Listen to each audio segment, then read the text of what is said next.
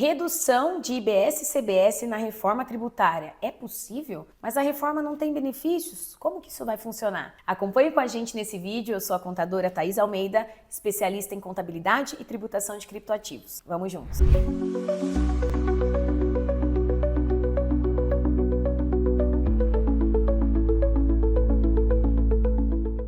Olá pessoal, sejam todos bem-vindos a mais um vídeo da nossa série sobre a reforma tributária, a nossa série que promete preparar você, empresário, para essa nova etapa, para tudo que ainda está por vir, né? Um longo caminho até 2032. A reforma vai trazer aí uma mudança gradativa, né? Conforme o passar dos anos aí nós viveremos com essa transição, todo esse período de transição, conviveremos com duas regras nesse período. Porém, embora o período seja longo, muita coisa já começa a acontecer em breve, em 2026. Então agora em 2026 já começamos a fase de teste com um pequeno percentual de IBS e CBS e depois 2027 começamos a efetiva transição e substituição dos tributos atuais para os novos. E enquanto isso, pessoal, estamos discutindo aqui, né, estamos trazendo esse tema muito importante, porque muito se fala, né, sabemos que uma das bases da reforma tributária, da necessidade de uma reforma no Brasil, foi simplificar as normas, né, hoje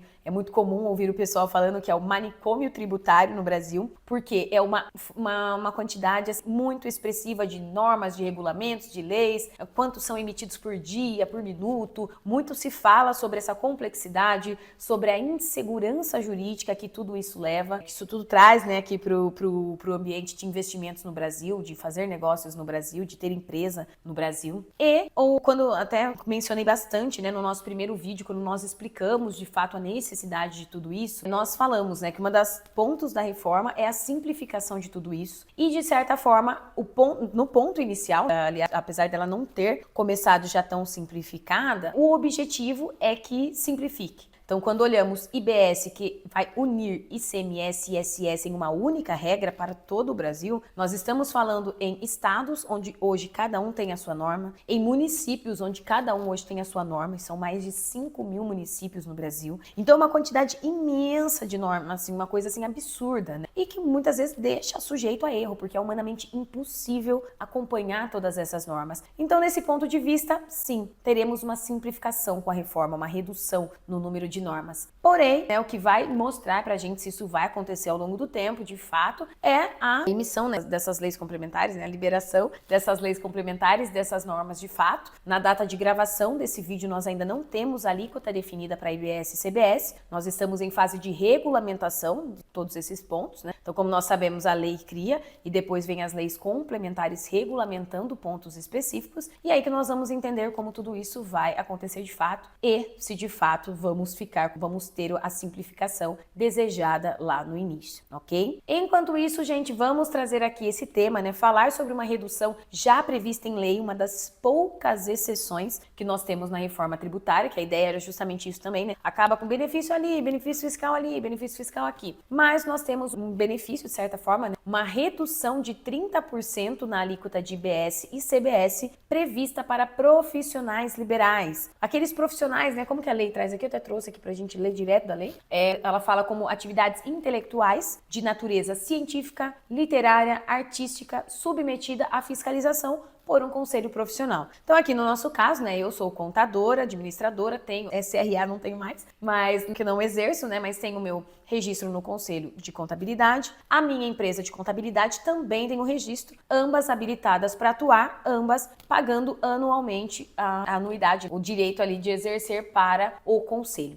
Então, essas atividades, elas terão essa redução, já está prevista em lei, não há o que se discutir, e são elas, gente, atividades de administradores, advogados, arquitetos, assistentes sociais, bibliotecários, biólogos, contabilistas, economistas, engenheiros, médicos, químicos, técnicos agrícolas, algumas outras ali eu não li todas, mas estou colocando aqui para vocês, tá? E aí o que a lei traz, né? Podemos, pessoa física e jurídica, realizando essa atividade? Sim. Então, a lei nos traz que a redução prevista pode ser realizada por pessoa física, desde que vinculada à habilitação dos profissionais, ou pessoa jurídica que cumpra cumulativamente os seguintes requisitos. Quais são os requisitos para que a pessoa jurídica tenha redução, gente? possuam sócios com habilitações profissionais diretamente relacionadas com o objeto da sociedade, que não tenha como sócio uma pessoa jurídica, que não seja sócia de uma outra pessoa jurídica e que não exerça atividade diversa à habilitação profissional dos sócios e que sejam os serviços relacionados à atividade fim prestadas diretamente por sócios, auxiliares ou seus colaboradores. Então, está liberado redução para as empresas desde que observado esses requisitos, ok? E por fim, o trecho aqui da lei nos traz que não vai afetar, que não vai impedir que tenha a redução a natureza jurídica da sociedade, ou seja, independente do tipo jurídico, se for uma limitada, se for uma sociedade anônima, vai ter a redução. A união de diferentes profissionais previstos ali na lista, desde que a atuação de cada sócio seja na sua habilitação profissional. E isso também não vai interferir na forma de distribuição de lucros, gente. Então tá aí uma das poucas exceções da reforma para profissionais que têm um conselho de classe aí representativo, que estão constantes nessa lista, tanto na física quanto na jurídica, observados os detalhes. E aí, pessoal, qual vai ser o impacto que isso vai gerar, né? Muito se fala sobre o impacto da reforma para os prestadores de serviço, e isso é um fato. Aqui minimiza um pouco, pelo menos para esse grupo, sim, minimiza. E aí o quanto vai minimizar vai depender muito ali da situação, da posição em que a sua empresa já está hoje, né? Qual que é o seu faturamento hoje, qual é o regime tributário da sua empresa hoje, já é real, já é presumido, já é simples. Então, maior ou menor, é quem vai sentir um pouco desse impacto, e é isso que nós queremos trazer para vocês nos próximos episódios aqui da nossa série. Queremos muito trazer simulações efetivas para determinados segmentos, que ainda iremos avaliar aqui, mas vamos trazer para vocês comparando o que nós temos hoje, como vai ficar para a reforma e quem vai ser beneficiado ou quem pode ser prejudicado com essa reforma. E lembrando, gente, que tudo isso sempre não se trata,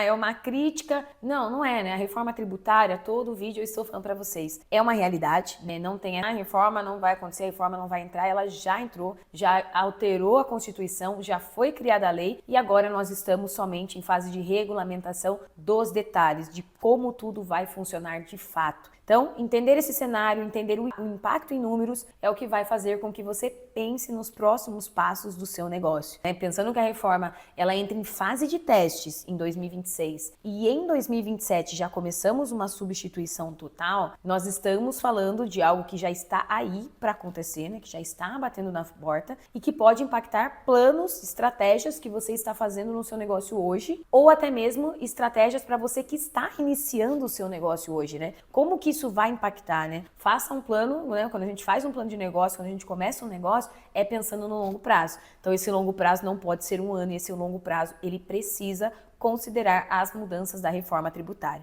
Ok? Se você precisa de uma ajuda também nisso, gente, tem aqui em todos os vídeos o nosso contato. Já estamos em consultoria, em planejamentos tributários, em auxílios para empresas que precisam de um acompanhamento mais de perto. E espero que tenham gostado, que essa série esteja ajudando vocês. Até o próximo vídeo.